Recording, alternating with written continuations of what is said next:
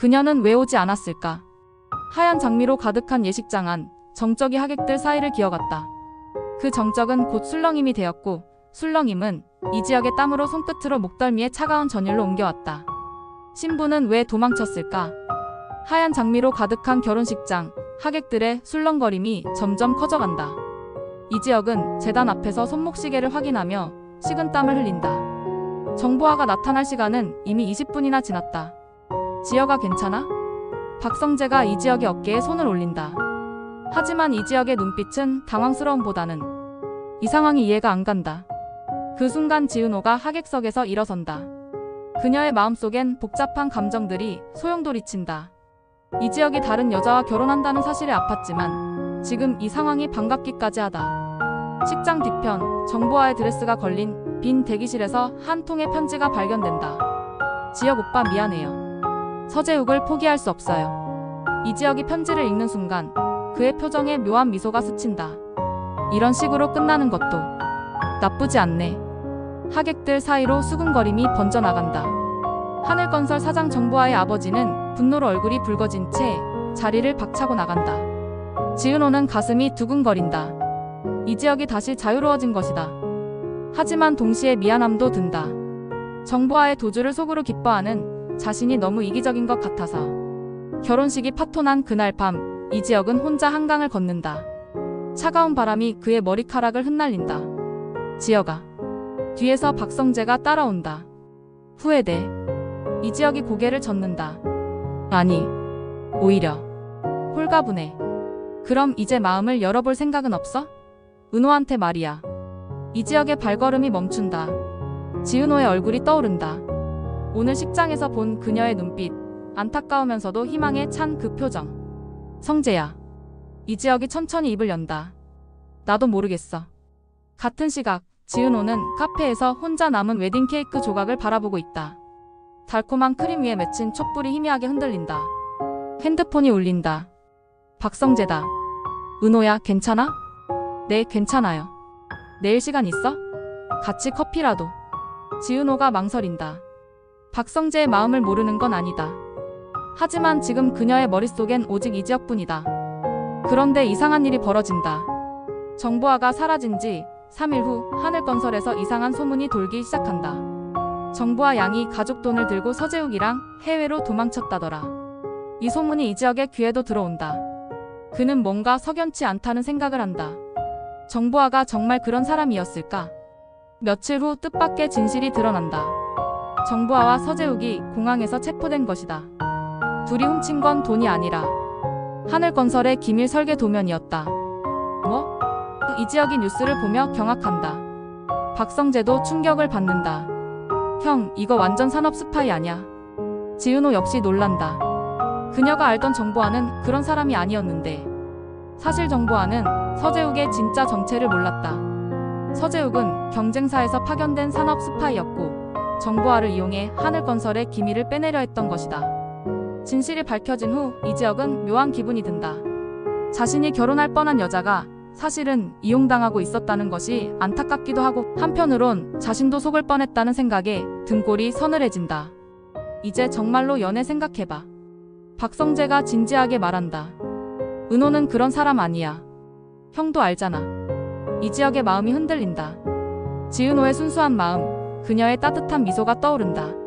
하지만 이때 예상치 못한 복병이 나타난다. 그리고 그날 밤 고성이가 박성재에게 말한다. 성재야, 내 친구 이지혁. 괜찮은 것 같구나. 우리 영나랑은 어떨까? 박성재의 얼굴이 굳어진다. 영나는 자신의 배다른 동생이다. 하지만 이지혁과 영나가 만난다면 지은호는? 복잡하게 얽힌 운명의 실들이 조금씩 조여오기 시작한다. 방영나의 등장, 운명이 다시 꼬이기 시작하다. 박성재는 고성이의 말을 듣는 순간 혈관이 얼어붙는 느낌이다. 이지혁과 방영나. 그렇게 되면 지은호는? 그리고 자신은? 어머니, 그건 좀. 박성재가 말을 꺼내려 하지만 고성이의 결심은 이미 굳어진 상태다. 영나도 이제 25이야. 좋은 사람 만나야지. 이지혁 씨 같은 사람이면 딱 좋을 것 같은데. 다음날 이지혁은 박진석과의 프로젝트 미팅을 위해 박씨 저택을 찾는다. 웅장한 대문을 지나 저택으로 들어서는 순간 정원에서 그림을 그리고 있는 한 여성이 눈에 들어온다. 방영나다. 햇살 아래 캠퍼스 앞에 앉은 그녀의 모습은 마치 한 폭의 그림 같다. 긴 머리카락이 바람에 살랑거리고 붓을 든 손놀림이 우아하기 그지없다. 아, 이지혁 씨. 박진석이 나타나며 호탕하게 웃는다. 우리 딸 영나야, 인사해라. 방영나가 조심스럽게 고개를 든다. 맑고 깊은 눈동자가 이지혁과 마주치는 순간 묘한 전율이 흐른다. 안녕하세요. 방영나의 목소리는 봄바람처럼 부드럽다. 이지혁은 당황한다. 왜인지 모르게 가슴이 두근거린다. 지은호를 바라볼 때와는 다른 새로운 떨림이다. 한편 지은호는 카페에서 박성재와 마주 앉아있다. 박성재의 얼굴엔 복잡한 그림자가 드리워져 있다. 은호야, 혹시? 박성재가 망설이다 입을 연다. 지혁이 형 말인데 요즘 다른 사람에게 관심 생긴 것 같지 않아? 지은호의 손이 커피잔을 쥔 채 멈춘다. 무슨 말씀이세요? 아니야, 그냥 기분이 그래서. 지은호의 마음이 급격히 가라앉는다. 정보아와의 결혼이 무산된 후로 이지혁이 조금씩 자신에게 마음을 열어주는 것 같았는데 그날 저녁 이지혁은 집에 돌아와서도 방영나의 모습이 머릿속을 떠나지 않는다. 그녀의 차분한 미소, 그림을 그릴 때에 집중하는 표정, 수줍게 인사하던 모습까지. 형, 왜 그래? 멍하니 앉아서. 이지환이 소파에 털썩 앉으며 묻는다. 아니야, 그냥. 혹시 또 다른 여자 생겼어? 은호 누나는 어떻게 할 거야? 이지혁의 가슴이 철렁한다. 지은호. 그녀의 순수한 마음을 생각하면 미안하지만 방영나를 본 순간의 그 떨림을 어쩔 수 없다. 며칠 후 박진석이 이지혁에게 제안한다. 이지혁 씨, 우리 영나가 그림 전시회를 연다는데 시간 되면 한번 와보시겠어요? 이지혁은 거절할 이유를 찾지 못한다. 아니, 거절하고 싶지 않다. 전시회 당일 갤러리는 우아한 분위기로 가득하다. 방영나의 그림들이 벽면을 채우고 있다. 대부분 자연을 소재로 한 따뜻하고 서정적인 작품들이다. 이 그림들 정말 아름답네요. 이지혁이 감탄한다. 방영나가 수줍게 미소 짓는다. 감사해요. 사실 처음 하는 개인전이라 떨려서. 떨릴 필요 없어요. 이렇게 좋은 작품들인데. 두 사람이 대화를 나누는 모습을 멀리서 지켜보는 사람이 있다. 바로 지은호다. 박성재가 지은호를 데려온 것이다. 그는 이지혁과 방영나의 분위기를 지은호에게 보여주려 했던 걸까? 아니면 정말 우연일까? 지은호는 가슴이 찢어질 것 같다. 이지혁이 방영나를 바라보는 눈빛이 예전에 자신을 보던 그것과는 완전히 다르다. 은호야, 괜찮아? 박성재가 걱정스럽게 묻는다. 네, 괜찮아요. 하지만 지은호의 목소리는 떨리고 있다. 그때 이지혁이 지은호를 발견한다. 순간 당황하는 기색을 보이지만 곧 자연스럽게 다가온다. 은호야, 너도 왔구나. 네, 성재 오빠가 같이 가자고 해서. 이지혁과 지은호, 박성재, 방영나. 네 사람 사이에 미묘한 긴장감이 흐른다. 방영나는 지은호를 보며 직감한다.